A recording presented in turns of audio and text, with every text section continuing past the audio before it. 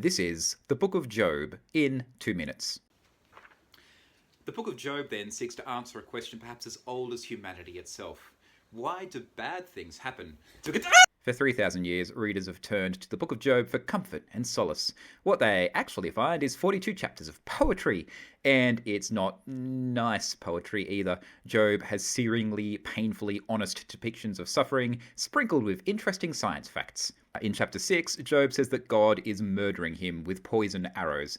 In chapter 40, God provides an incredible Steve Irwin impression by getting really enthusiastic about how awesome crocodiles are. This blending of agony and fun facts is a form of poetry that no one really seems to write anymore.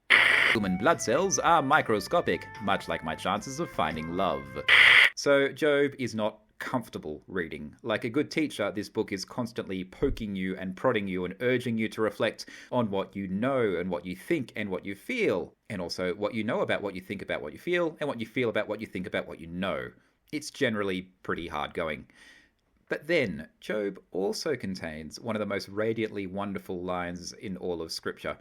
This line isn't even in the last chapter as a conclusion. It just sort of appears about halfway through, and it comes as a real surprise. Amid the storm and stress of Job, we have this one verse which strikes like a lightning bolt that illuminates the whole world for a split second.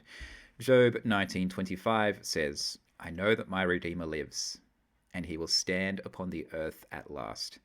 And after my body has decayed, yet in my body I will see God. I will see him for myself. Yes, I will see him with my own eyes. I am overwhelmed at the thought." I'm not entirely sure what the author meant by this. I mean, it was written, 15 centuries before the time of Jesus?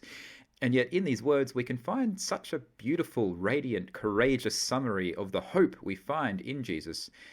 They are special words to read, and even more special amid a book like Job. So, to wrap up, Job by the numbers. Chapters 42. Mentions of the grave. 16. Ghost stories. 1. Easy answers. 0. Best verse. Chapter 19, verse 25.